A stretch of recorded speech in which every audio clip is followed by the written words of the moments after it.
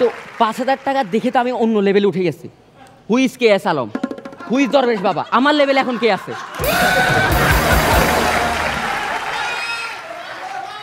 আমি জানালা দিয়ে বাইরে আকাশে চাঁদ দেখতেছি, আমার ইচ্ছে করতেছে আমার টাকা দিয়ে আরেকটা চাঁদ বানায় লাগাই দিই, আমার 5 লাখ টাকার মালিক আমি।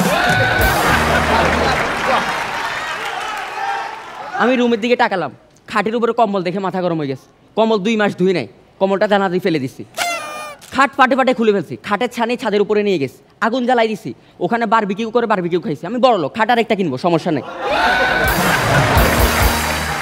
এবার যে আসবে নোয়াখালী থেকে থার্ড কন্টেস্টেন্ট আবিদ হাসান নীরব।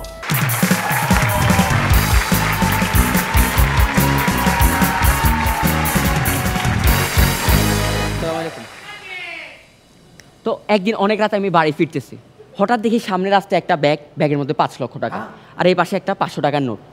আচ্ছা শবনম আপু, আপনি হইলে কোনটা নিতেন? 5 লাখ? আমি 5 লাখই নিতাম। আপনি তো অনেক বোকা, আমি 2টাই নিছিলাম।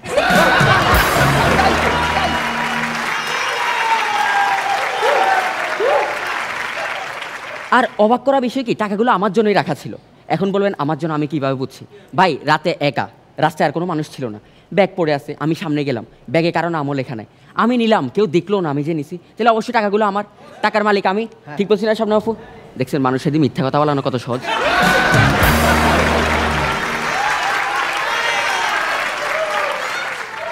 কাউরে মিথ্যা কথা বলাই অন্যদেরকে হাসানো আরো বেশি সহজ। তো আমি টাকাগুলো নিয়ে বাসায় গেলাম, ব্যাগ খুললাম, কুনে দেখি বরাবর 5 লাখ টাকা। এখন হয়তো ভাবতেছি না, আমি তো রাস্তায় ব্যাগ খুলি নাই, 5 লক্ষ টাকা আমি প্রথমে কিভাবে বুঝলাম? কিভাবে? স্ক্রিপ্ট কার আমার, গল্প লিখছি কে আমি জানবো না, কে জানবো? আমার এটা নতুন কিছু না, আমি ছোটবেলায় একবার রাস্তায় হাঁটার সময় 5,000 টাকা পাইছি। বিশ্বাস করেন আমিন ভাই, 5,000 টাকা পাই আমি পাগল হয়ে গেছিলাম, 1 সপ্তাহ পাগল ছিলাম। এরপর ওখান থেকে 3,000 টাকা দিয়ে চিকিৎসা করাইছি, আর 2,000 টাকার ওষুধ খাই ভালো হয়েছে।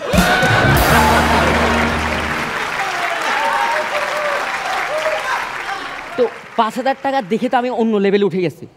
Who's K S Alam, who's Darbesh Baba, আমার লেভেলে এখন কে আছে?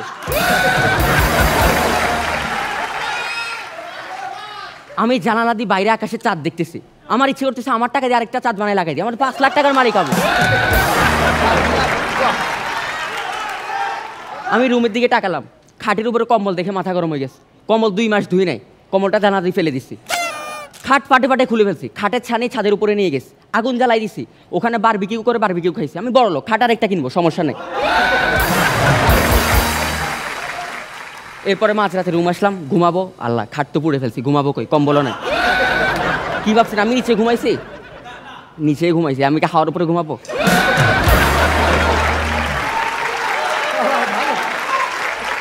তো রাতে ঘুমানোর আগে আমি অনলাইনে ঢুকলাম, একটা খাট তো অর্ডার দিতে হবে। তো অনেকক্ষণ দেখলাম, দেখার পর একটা দোকান পছন্দ হলো।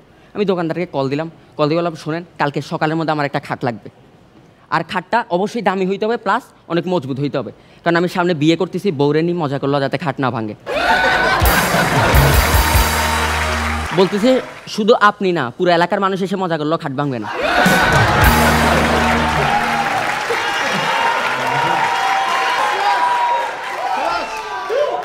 আমি বলছি হ্যাঁ ঠিক এরকমই একটা খাট আমার লাগবে। তো আমি রাতে ঘুমিয়ে পড়লাম, সকালে ঘুম থেকে উঠে দেখে আমার খাট চলে আসছে।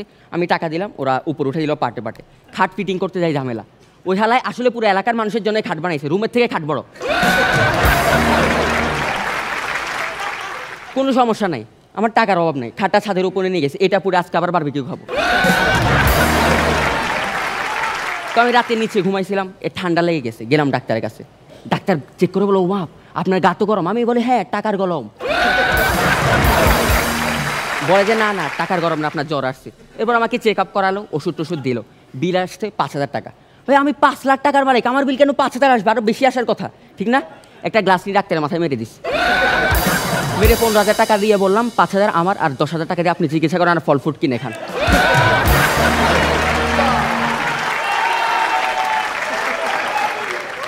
এরপর ওখান থেকে বের হলাম, রাস্তা দিয়ে হাঁটতেছি, হঠাৎ একটা পাগল এসে আমার পিছনে একটা থাপ্পড় মারলো। আমি কিছু মনে করি না, টাকা আছে, 5,000 টাকা দিয়ে দিস। আরেকটু সামনে গেলাম, ওর দেখা দেখি আরেকটা পাগল এসে আমার পাশে থাপ্পড় দিল। আমি কিছু মনে করলাম না, ওরা 5,000 টাকা দিয়ে দিস, কিন্তু ও 5,000 টাকা নিয়ে আবার আমাকে থাপ্পড় মারছে। আমার মাথা গরম হয়ে গেছে, আমি বললাম আয় তবলা তো বাজাইছে, এবার বাঁশিটা একটু বাজা দিয়ে যা।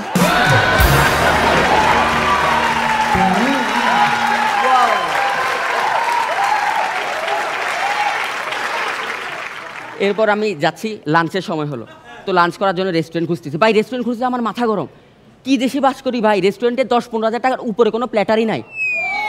আমার তো টাকার অভাব নাই, খুঁজেই পাচ্ছি না। এরপর গেলাম একটা রেস্টুরেন্টে, কী করতে হবে, খেতে তো হবে। বসলাম, বসে আমি মেনু দেখতেছি, ওয়েটারকে ডাক দিলাম, ওয়েটার এসে গা চুলকাচ্ছে। বললাম একজিমা আছে নাকি? বলে সরি স্যার, মেনুতে যা আছে তাই, এর বাইরে কিছু নাই। এরপর আমি বললাম আচ্ছা ঠিক আছে, তাইলে আপনি এক কাজ করেন, আমার জন্য কুমড়োর বেগুন এটা আনেন। বলে স্যার এটা হবে না। আমার মাথা গরম হয়ে গেছে। বললাম আচ্ছা ঠিক আছে, তাহলে আমার জন্য কাঁঠালের কাবাবটা আনেন। বলে স্যার এটাও হবে না। আমি বললাম আপনি বলছেন এখানে যা আছে সবই হবে, তাহলে এই দুইটা নাই কেন? বলে সরি স্যার, 5ই আগস্টের পর থেকে আর পাওয়া যাচ্ছে না।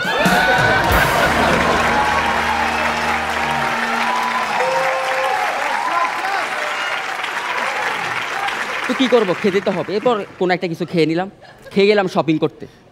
গেঞ্জি দেখতেছি ভাই, একটা গেঞ্জি আমার পছন্দ হচ্ছে না, সবগুলোর দাম কম। এরপর ভিতর থেকে ম্যানেজার এসে বললো এই নেন স্যার, এই গেঞ্জিটা দেখতে পারেন, দুবাইয়ের গেঞ্জি, 16,000 টাকা দাম। সাথে সাথে আমার পছন্দ হয়েছে, গেঞ্জি না দাম, কারণ আমার দামি জিনিস লাগে। এরপর গেলাম গেঞ্জিটা ট্রায়াল দিতে। ভাই এত দামি গেঞ্জি কিন্তু আমার মাথায় ঢুকতেছে না। আমি এনে বললাম কি গেঞ্জি দিলেন, মাথায় ঢুকতেছে না। বলে স্যার আপনি হাতার মধ্যে দিয়ে মাথা ঢুকানোর চেষ্টা করতেছেন।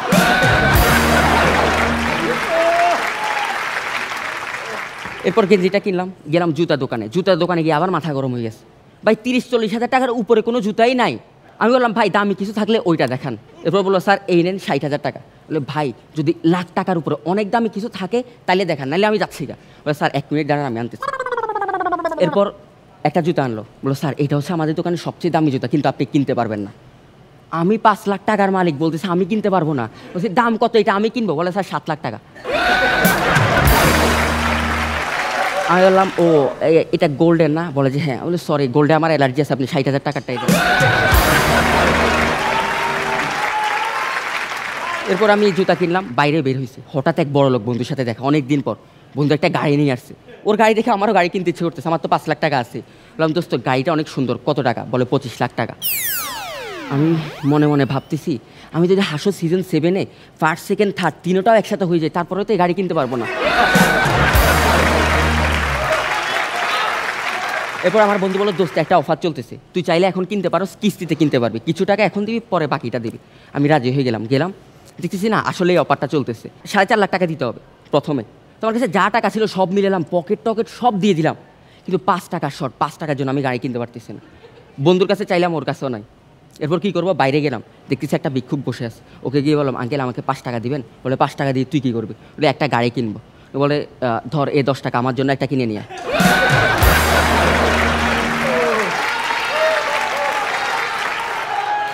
এরপর আমি গাড়ি কিনলাম।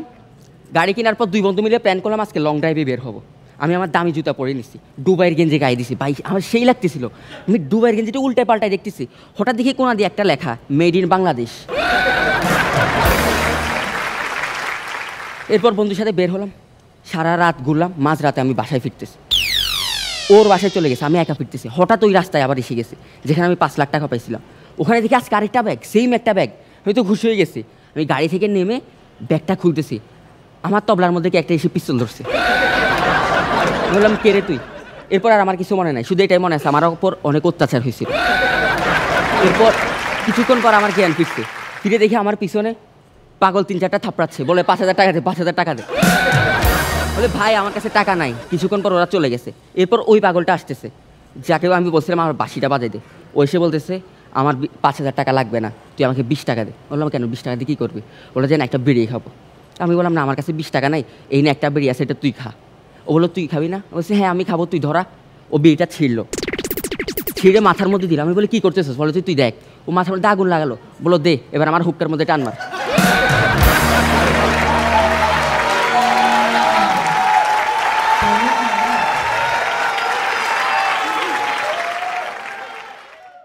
আমার খুব বাজে অবস্থা, রাস্তার মধ্যে শুয়ে আছি। তো ফাইনালি আমার এই অবস্থার জন্য দায়ী কে? আমি নিজে, কারণ গল্পটা আমি সাজাইছি। মোরাল অফ দি স্টোরি কি? আপনি অনেক বড় লোক, অনেক টাকার মালিক, আমার সামনে অহংকার দেখাইতে আসেন না। কারণ কিছুক্ষণ আগে আমি 5 লাখ টাকার মালিক ছিলাম। আর অহংকার দেখাবেন, দেখালে কি হবে? ওই পথেঘাটে কেউ এসে তবলা বাজে চলে যাবে।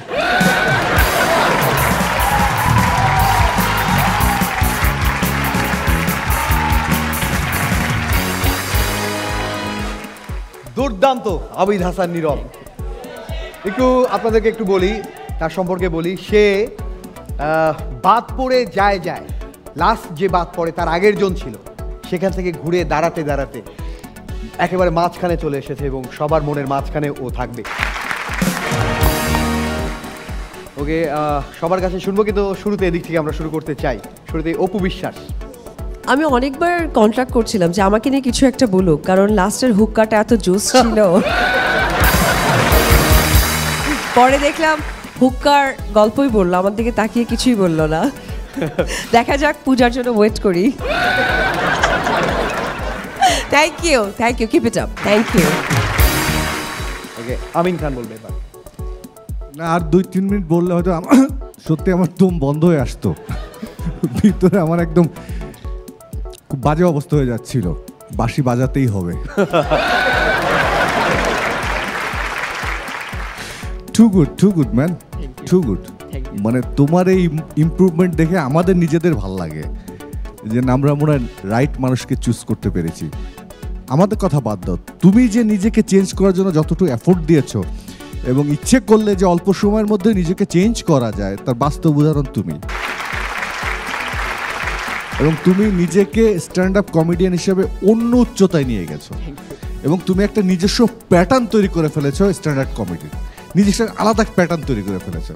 বিউটিফুল ছিল, এক্সেলেন্ট। ও ঘুরে ফিরে আসছিল যে গল্পটা তো আমিই লিখছি। দারুণ। Shabnam Faria. I am so proud of him, I am extremely proud of him, যে ও যেভাবে নিজেকে ইমপ্রুভ করেছে। ইট ওয়াজ আমি একটু ইমোশনাল হয়ে যাচ্ছি। ও কালকে ওকে আমি জিজ্ঞেস করেছি যে তুই যদি উইনার হস তুই কী নিয়ে সবচেয়ে বেশি এক্সাইটেড? বললো যে আপনার সাথে ডেটে যাওয়া নিয়ে। তাই আমি বললাম যে আমাদের যে পার্থক্য তাতে তো তোকে তোর মা মনে হবে আমাকে, তো আমি তোকে ফ্যান্টাসি কিংডমে নিয়ে যেতে পারি। Fantasy kingdom confirm. ওকে, প্রিয় দর্শক, আপনাদেরকে একটু জানিয়ে রাখি, যে হবে চ্যাম্পিয়ন তাকে দেওয়া হবে মার্সেলের তরফ থেকে 5 লাখ টাকা। আর শবনম ফারিয়ার পক্ষ থেকে ঘোষণা এসছে যে চ্যাম্পিয়ন হবে তাকে নিয়ে তিনি ডেটে চলে যাবেন। ডেটে যাবেন কোন ডেটে? মানে টেলিকাস্ট হচ্ছে, মানে কোন ডেটে যাবেন আর কি? কেন আপনার কোনো রিকোয়ারমেন্ট আছে? ওকে, আমার কিছু আমি উইনারের সাথে ওটা আলোচনা করে নিব। তুষার খান এবার। খুব ভালো ছিল নীরব, খুব ভালো ছিল। ওকে, সবাই যখন ফাইনালে কে কি করবে এই আইডিয়া নিয়ে দৌড়াচ্ছিল, সে তখন হাতিয়ার হিসেবে বেছে নিল যে ওকে, যে মার্সেল হাসতে যে 5 লাখ টাকা দেয়, সেই টাকা দিয়ে কি করবে সেটাকে সে হাতিয়ার হিসেবে বেছে নিল। অসাধারণ একটা। ওকে, পূজা খেরির কেমন লেগেছে জানতে চাই। ফার্স্ট অফ অল আমার জানার খুবই ইচ্ছা, সে যখন প্রথম ঢুকলো দেখি তার চোখ আর শবনম ফারিয়াপুর চোখ সবসময় এক, মানে সে তাকেই সবকিছু বলছে। সব পার্টিসিপেন্ট আমার দিকে তাকেই চোখ বলে। না ওনার একটু বেশি ছিল। হ্যাঁ, বিকজ আমি ওকে অ্যাডপ্ট করব আর কয়েকদিন পর। নীরব, এই জন্য আমি মনে মনে এটা ভেবেছিলাম যে তার যখন পারফরমেন্স শেষ হবে আমি এটা জিজ্ঞেস করবো যে কোনো কানেকশন কি আছে নাকি। যাই হোক, বুঝতে পেরেছি ডেটের কথা শুনে আপনার নাম নীরব, বাট আপনার পারফরমেন্স দুর্দান্ত। আমার একটা বাজে অভ্যাস আছে, আমি যখন খুব হাসি আমি আমার সামনে যে থাকবে ওকে থাপড়াই, মানে থাপড়াইতে পারিনি। আমি যদি সেই সুযোগটা থাকতো, যদি ক্যামেরা না থাকতো, আমি থাপড়াতে শুয়ে পড়তাম। না, এত ভালো লেগেছে। তুমি থাপড়াইতে পারো, অসুবিধা নেই। আপনার উপর দিয়ে এত প্রেশার যাচ্ছে, আমি আর প্রেশার না দেই ভাইয়া, প্লিজ। যারা আসছে, যারা পারফর্ম করছে, আপনার উপর দিয়ে দিচ্ছে, আমি আর না দেই। বাচ্চা মানুষ আমি, আমাকে মাফ করে দেন। খুব ভালো লেগেছে, খুব সুন্দর হয়েছে। সবাই তো দারুণ প্রশংসা করলো, কিন্তু কেন শুধুমাত্র এই একদিকে তাকানো? দুই পাশে দুই এত সুন্দর নায়িকা রয়েছে। আমার পারফরমেন্স দিকে মন থাকবে না, দুই দিকে চলে ও বাবা, তার মানে অন্য কোনো কারণ নাই, মনোযোগ নষ্ট হবে, ভাবেন একটা অবস্থা। একটা জিনিস শুনো, সেভিংস অ্যাকাউন্ট একটা জিনিস, আর এটা হচ্ছে চলতি অ্যাকাউন্ট। সো তো চলতি অ্যাকাউন্টের জন্য সেভিংস নষ্ট করবে না।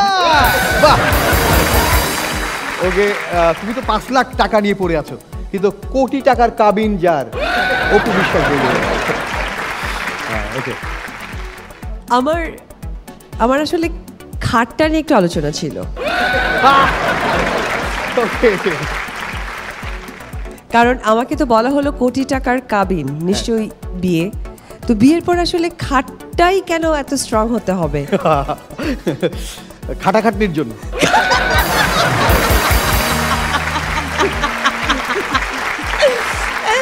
Oh my God! But seriously মানে এইটুকুই বলতে পারি, যেটা আমিন ভাই, ফারিয়া আপু এবং তুষার ভাই বলছিলেন বারবার, যে তারা ডে বাই ডে যে জায়গায় পৌঁছে যাচ্ছে তারা প্রাউড ফিল করছে। আর আজকে আমরা গেস্ট হয়ে এসেছি, আমরা হয়তো আগে পিছে কিছুই জানি না, বাট এই মুহূর্তে যেটা দেখছি সিরিয়াসলি যে আমাদের বাংলাদেশের মানুষের এত প্রতিভা, just super and keep it up and very congratulations, thank you. Okay, মানে ওর অনেকগুলো মাথার মধ্যে কিন্তু ঘুরছে, সেই তবলা বাজানো থেকে শুরু করে, সেই বাঁশি বাজানো থেকে শুরু করে, লাস্টে তো একেবারে হুক্কা হুয়া। আচ্ছা, আমরা এই হুক্কার অনারে আমরা সবাই একসাথে একবার বলবো হুক্কা হুয়া।